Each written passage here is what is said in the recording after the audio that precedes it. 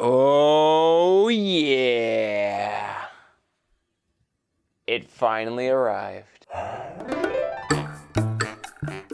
Well, shot that whole video out of focus, but take two, I guess, is something that I can do since this is pre-recorded and edited content and not what I normally do, which is live streaming. My name is Jonathan, also known as the Mad Maker, also known as the producer of a variety of tabletop RPG shows over on the Mercenaries of Mischief Twitch channel. Now, we're still a pretty new channel, but even now with our growing community, we get a lot of questions about how the setup actually runs. And one of the things we get the most questions about is audio.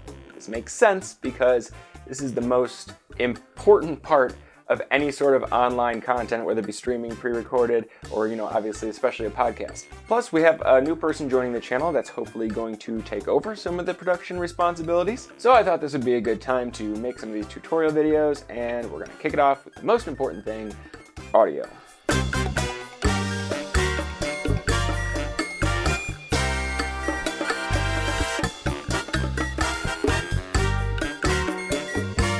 So the thing I was so excited about in my original intro was the Stream Deck XL. I've been running with a Stream Deck for a while. I actually moved up to using two Stream Decks so that I would have one to do some of my video and XSplit controls and another one specifically for audio. Thing is, it wasn't enough audio buttons for me.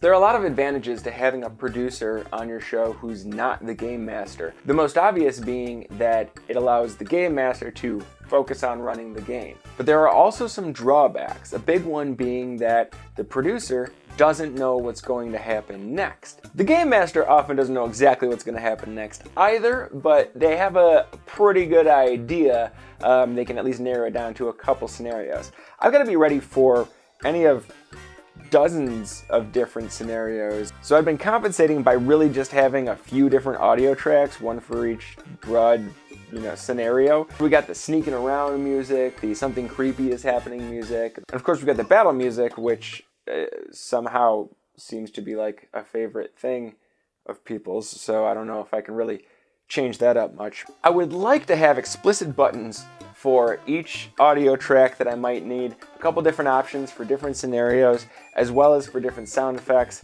and other atmospheric effects that I need to put in. And you'll see why when I show you a little bit more about how that's set up.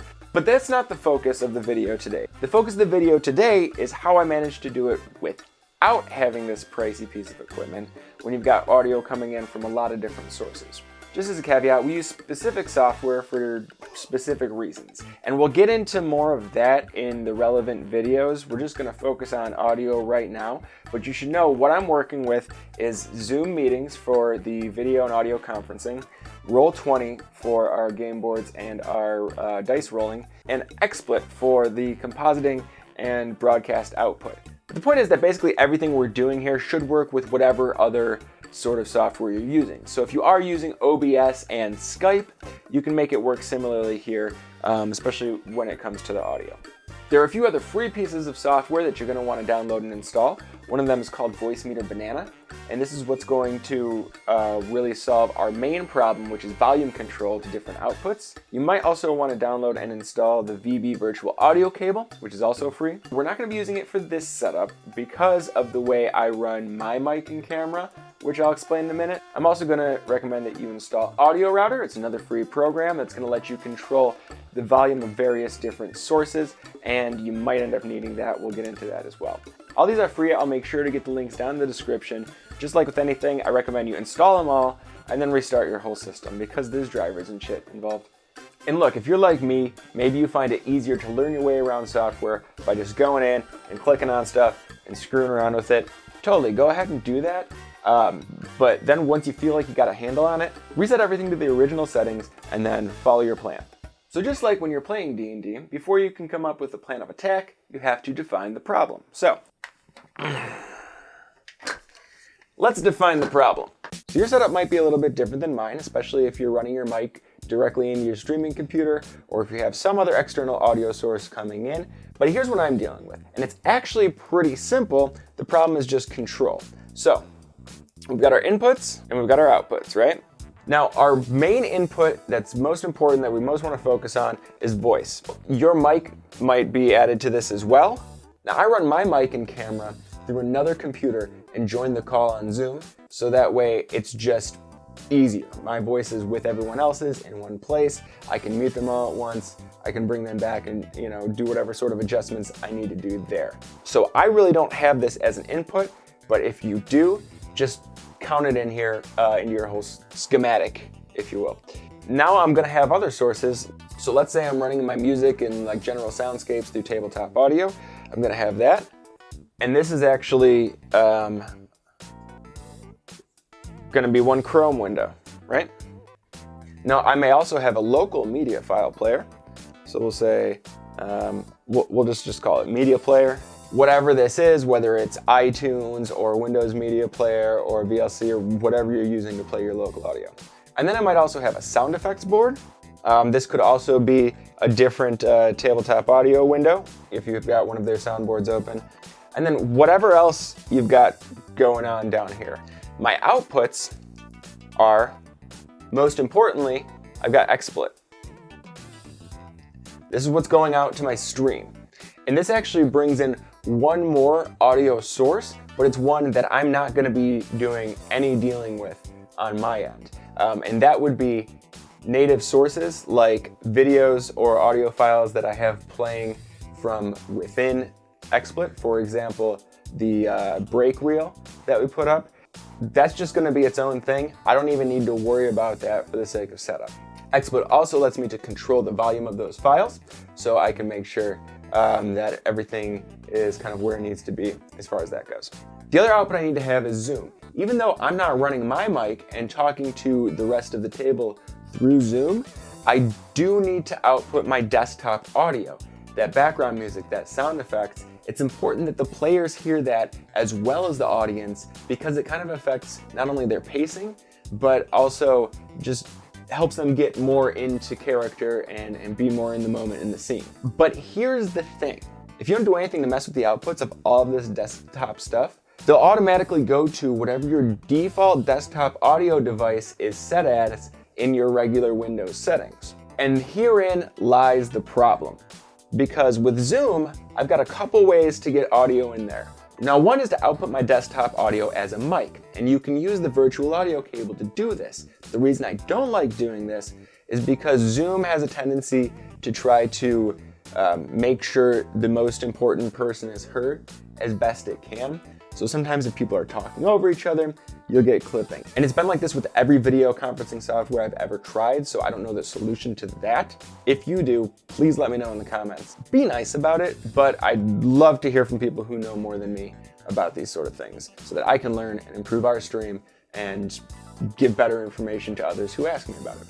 So I don't want to output that background sound as a microphone because it's going to cause lots of weird clipping and the other participants aren't going to hear it so well.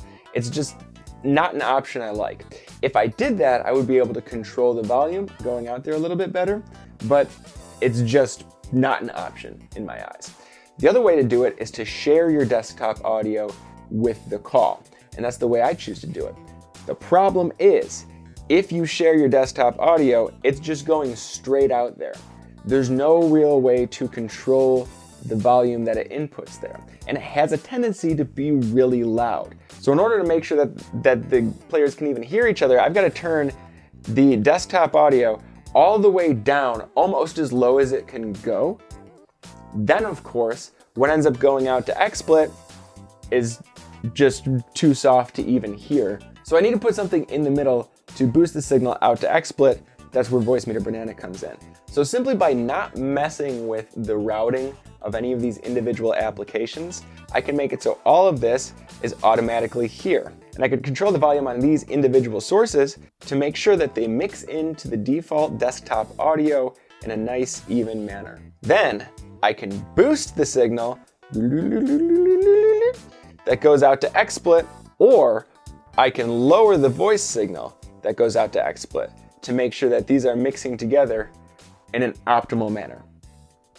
Did you follow all that? So, now that we know what we're trying to do, let's dive into the software. Okay, so VoiceMeeter Banana is free software, as is the VoiceMeeter audio cable, but like with a lot of free software that actually does what it's meant to do, not a lot of great support or documentation on it. And there's one aspect that I think is kind of confusing when you first start working with it. I think it's what was tripping me up, is the fact that when you're choosing your main desktop output, for example, you have all these different options, and what you expect is output options, because this is supposed to be like a speaker, right? But you have to stop thinking about VoiceMeeter as a piece of software and start thinking about it as a device, because that's what it's really doing, is emulating an external mixer. So when you think about it that way, it makes a lot more sense that the inputs for VoiceMeeter would be outputs from your computer, and outputs from VoiceMeeter would be inputs to your computer. So, thinking about it that way, the first thing you want to do is set your main desktop speaker output to the main VoiceMeeter input. So we'll go right here and choose BB Audio VoiceMeeter. Not to be confused with VoiceMeeter auxiliary input. We want the regular VoiceMeeter VAIO. What that's going to do is real simple. It's going to make it so that anything playing through our desktop is going to be on this first virtual input right here. And this is what's going to allow us to boost the signal that's going out. Now we've got to look at our second input, which in this case is Zoom. For you, might be something like Skype, but man, I hope you got a lot of processing power if you're doing Skype, and real good internet connection. So if you're looking here at the Zoom window, what you'll find over right next to your microphone, you can just pop this open and choose your different sound options. So as I mentioned, we are not going to be having any sort of microphone in. It really doesn't matter what you have selected here. We're going to keep it muted at all times. We don't want our desktop audio interfering or clipping into the chat at all. So we're going to go ahead and just have that be whatever. It's irrelevant. We're going to choose VoiceMeeter auxiliary input, our second input option for virtual inputs on VoiceMeeter, as our speaker, so that all of the voice coming from our other call participants are going out to this. This is our secondary. And now you can see I've labeled these main desktop and voice so that I always know which is which. Very simple. If you just right click on those, it'll give you the option, type in whatever you want, hit enter, bada bing, bada boom. But the thing to keep in mind is that this is not going to affect how the players hear it. And that's why you'll sometimes see me switching from my main earbuds, which are connected to the Zoom call through my other computer, over to listen in on these studio monitors that I have that are receiving the same output as the stream. If you are running your microphone or any other piece of audio hardware into the mix, you're going to want to do that over in hardware here. Basically hardware 1, hardware 2, hardware 3. You can choose a microphone input from your available microphone inputs. So if you have a microphone plugged in, then it will appear here. That's real straightforward. On that note, let's look at our outputs. So since one of our outputs is taken care of, really all we have to worry about is what's actually going out to the stream, as well as one other feature that we'll get to. These two over on the right, on the far right, these are your virtual outputs, B1 and B2. You'll see these labeled up. I'll talk more about these buttons once we get all our inputs and outputs set up. But for now, just focus on, we need one that's going to go out to the stream. And we're going to use that as our main one. That way it's just easier to keep track of. So try not to stare into the void as you see the endless repeating me's. But I wanted to show you real quick how to have the audio set up in your broadcasting software, in this case XSplit. We're going to click right here on the settings, and this is going to open up straight to our audio settings. For system sound, for all of this, I'm putting none. The reason for that being, if I have a separate system sound, I would have to mute it when I have audio playing from my desktop, and then turn it back on when, say, I go to break and I have an internal source from XSplit playing out to the stream. Because XSplit considers those two to basically be the same thing. And having the desktop on as well as the output from VoiceMeeter Banana probably going to create a little bit of an echo unless you do a lot of latency things to line them up. It's just more hassle than it's worth. So I'm putting none on my system sound. For my microphone, I'm going to have the VoiceMeeter output. This means my final mix that I create in VoiceMeeter Banana is going to be my main output there, and that's what's going out to the stream just as a microphone. Completely uncontested, it will be the sole balancing volume. Whatever I'm putting out, I know is going out there. So now this first slider right here, this is my mainstream output. I know that for sure. I can boost this up if I need to. There should be no reason I need to. As long as I'm putting out a loud enough signal, people should be able to turn it up on their end. Keeping it at a flat 0 decibel, probably going to be fine for your output there. But I've also got this second virtual output, and I want to make use of that to be able to record the voice audio separately. The reason for this being, if I run into a situation where either we've got to remove audio because of a copyright situation, or something happens, some sort of hiccup happens on another end or in the broadcast going out, whatever the situation, I've always got that full audio recording separate from the broadcast recording. The way we utilize that, we just right click over here in the recording section and we can choose which outputs and which inputs we want to mix into our recording. I only really want to record the voice output from Zoom by itself so that we can mix into videos or whatever the situation is. So I'll go ahead and just leave that how I already have it set. So a couple other things I like to have: hardware outputs. When I'm just producing, it's a long game. Sometimes I like to pop the headphones off and just watch it on a screen. I can do that if I've got one of these set up as one of my monitors that has built-in speakers. Awesome, good to go, or any other speakers you have. The other one I want to set up, and I put this one in A3 so it's easier to keep track of.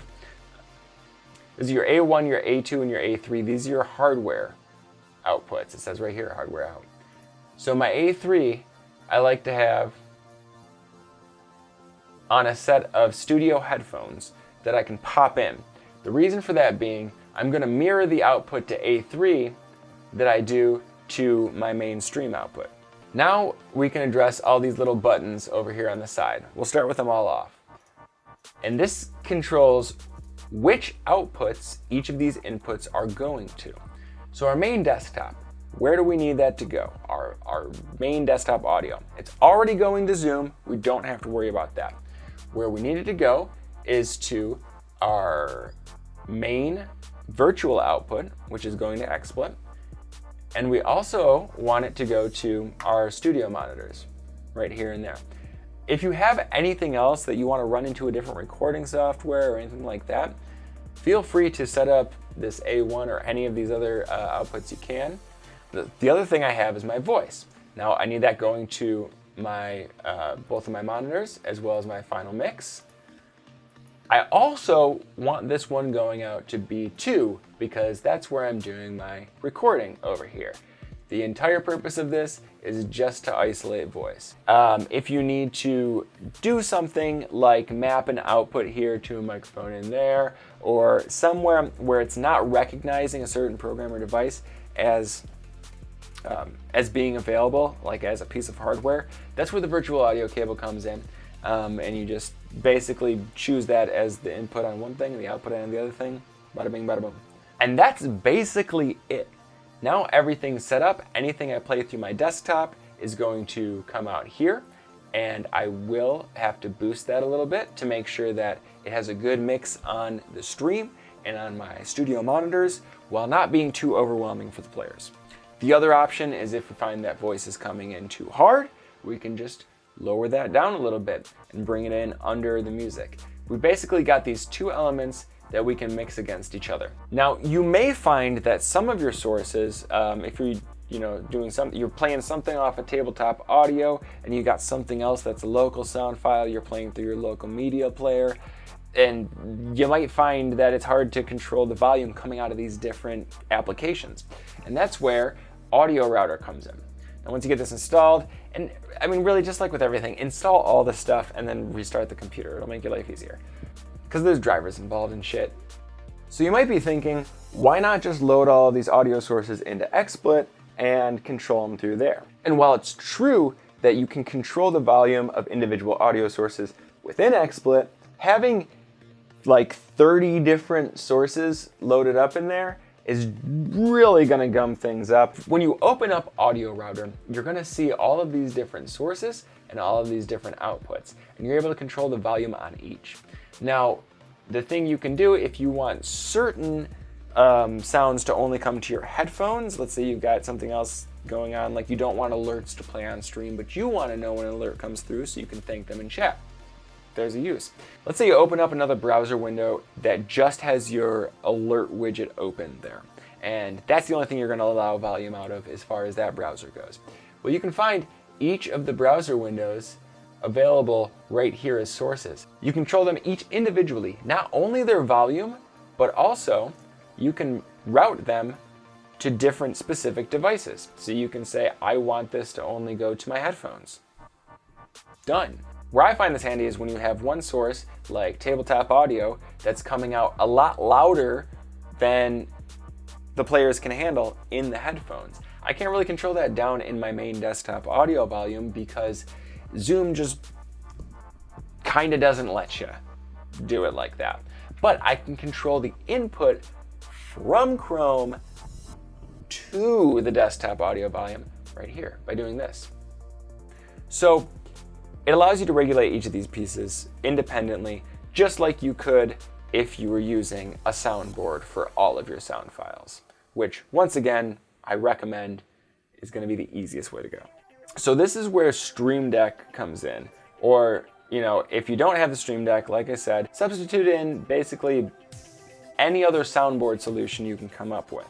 But having everything available in a place where you can control the volume of each track independently is a great option. Since I do have the Stream Deck, I'm going to utilize that, and rather than spend all my time getting all of my samples set up tonight, I'm just going to show you what I already had set up here. Here's the Stream Deck application dashboard. We're going to look at the sound. So here I have different sound files. I have different folders that contain further sound files, and this is where I get into the weeds because I have piratey stuff over here. We've been doing a lot of high seas things. I've got things that I'm classifying as weather, thunder, crickets, outdoors. This stuff gets mixed up. I've got background music, which I've got different options for. And I've got a couple different sound effects, like comical audience stuff I just use to mess with the player and the DM, mostly the DM. But then when I've got these folders, it's a matter of getting in, clicking into these things, trying to remember where they were, setting up different folders for different situations. With 35 buttons, I can have 6 different scenarios already set up, each with 4 different music tracks to choose from and 3 different sound effects. Or flip it up, whatever the situation is. Basically, I can be ready for when the warlocks suddenly teleport into the Feywild and have to box a minotaur, because they do shit like that. But the great thing is that, if you click on one of these individual files, you choose the file, you can put different thumbnail art on each one to help you keep track of what's what, but each one also has its own volume control. And you'll find that some sound files are louder or softer than others, and you don't want to be caught off guard by that. So this gives you the opportunity to go through, set the sound for each one, and those will be saved with that stream profile.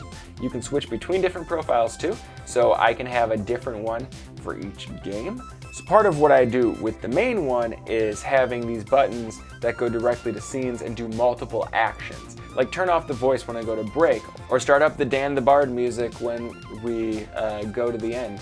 These buttons can be set to control a whole lot of stuff. Elgato Game Capture, you can use it on Mixer, it's got native Twitch stuff too. You can use it to send a tweet. It's just really useful to have all of these things. So, I highly recommend if you can save up and get the XL. I know having a lot more buttons is going to just make my life so much easier. If you feel like the whole soundboard thing is way too complicated, you want sort of a ready-made solution, check out Tabletop Audio. They have tons of background tracks as well as pre-built soundboards for different situations, like being in the forest or being out in the woods, or whatever the situation. Check out that link in the description too. They have a very generous policy. If you start making money with your content, be sure to talk to them and compensate them for using this stuff that they provided for free. In summary, all of your desktop audio, all of your sound effects, all of your music, all that stuff goes in here. Your own voice comes in with everybody else's out of your conferencing software into here. You send those both out to your monitors as well as your Twitch stream, and you send voice only to any source. And honestly, you can just use it. You could really even dump the voice only stuff in one of these hardware sources here that you're not using, if you're not using it. And just have it record only that. And you've solved multiple problems with one piece of software. One thing to remember is that no matter how well your production environment is set up, garbage in equals garbage out. So it's important that your players also have a good audio setup, not only with their technology, but with their environment. That'll be a whole separate video. In the meantime, they can check out any of the hundreds of channels that are more focused on game streaming, because a lot of those channels have done more general videos about having the best camera and mic setup when you're just one person sending a signal, which each of them are. One channel I can definitely recommend for that sort of setup information, as well as just general information about how to grow your Twitch channel and develop your community, is Harris Heller. I'll throw a link to him down in the description too. I've watched most of his videos and found most of them to be quite informative and useful as we've been getting this whole thing going. So I hope that answers most of your questions about at least getting the audio set up. And like I said, stay tuned because I will be doing more videos about the specific challenges involved in streaming a tabletop RPG game with remote players spread out amongst different countries like we do. If you do have any more questions, or if you think you've got a better way to do some things that we could all benefit from, let me know down in the comments. And you can also join our Discord server to exchange information with others. We even have a little tech support channel set up there. And don't forget to check us out over on the Immersive Mischief Twitch channel. We run, at this point, 3 games a week, soon to be 4. I play in the Sunday night Dungeons & Dragons game, and that's a lot of fun, and people seem to enjoy watching it so far. So come on over there and give us a follow and say hey. Till next time, I am Jonathan, your Chief Techromancer of the Avalon Knights Academy. Class dismissed.